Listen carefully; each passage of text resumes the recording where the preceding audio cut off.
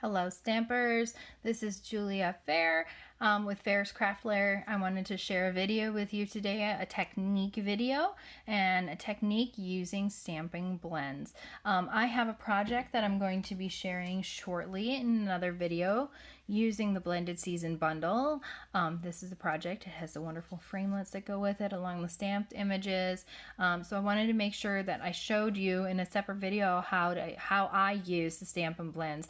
Now I'm not the biggest expert on these, but I do feel that I have a lot to offer, so I wanted to make sure that I show you the techniques that I use that are successful for me. So this project will be coming up shortly. It is part of, like I said, the Blended Seasons bundle, which is available August 2018, and it's only available while supplies last. It is a wonderful bundle. I can't get enough of this, and I'm really actually quite surprised that it's a limited run kind of a thing, because it's just absolutely beautiful. I think everybody would be using this all year long if it was in the annual catalog. But get it while supplies last. If you are ordering with me and you don't have a demonstrator and you'd like to order with me, anyone who orders with me and gets this bundle in the next before the end of the month, before it runs out, I will send you a free gift along with your supplies and as a thank you. And I wanted to make sure that you guys know that I appreciate you. But please let me know if there's anything I can also help you with regards to your stamping needs.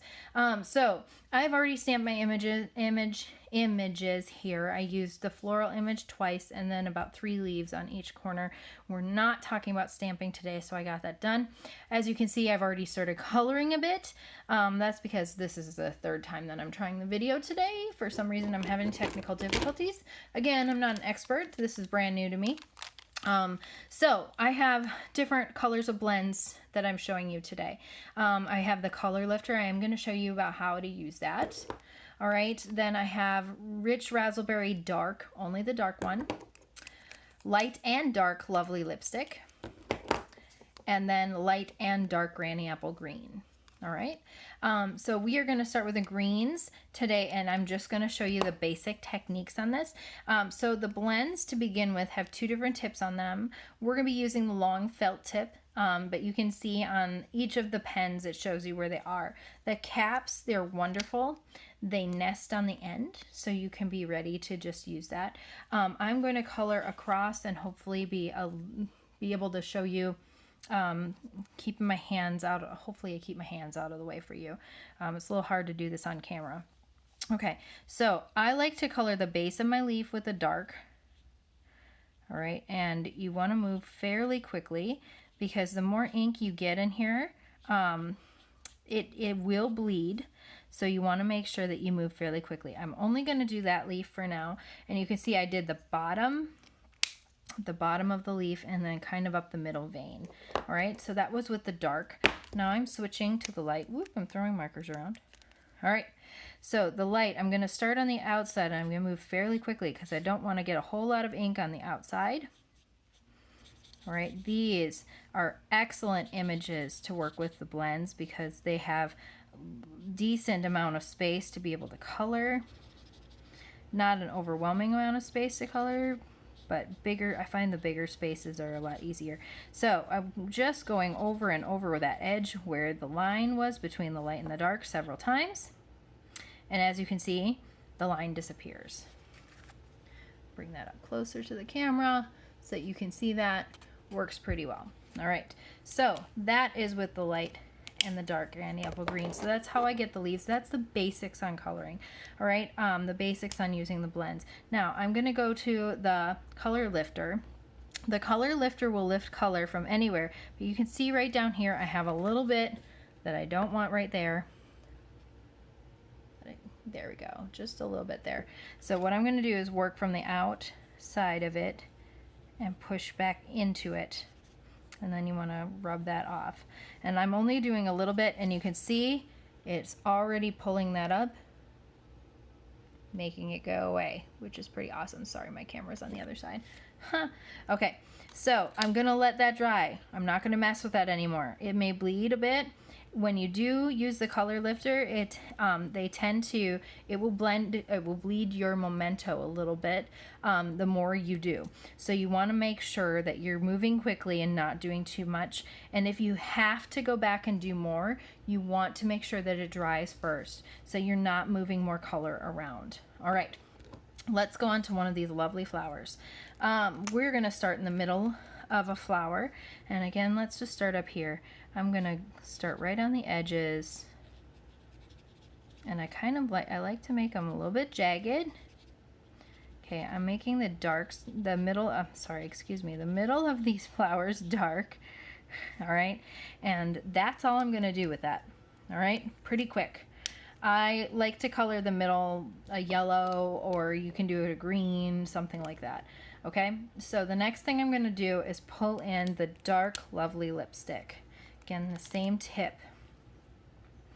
And I'm going up the middle, making sure to cover the edges of that rich raspberry. Now these colors, if you want to lift this color, like if you make a mistake, these will bleed a lot more. Your lighter colors and your greens, they're way easier to lift the color than these dark purples and reds. So just be aware of that. All right. So I'm watching what I'm doing here, and I'm going over that edge over and over again. Okay. A lot of people don't understand that you can actually take these colors and use them the same, Okay, so I got that edge pretty good. I don't have to, as long as they're close in color, like the next color over, you can pretty much, they blend really well together. So you don't have to just stick with the light to the dark for shading. All right, which is something I love. So I'm going back over it a little bit more again, just making sure. All right. And there we go.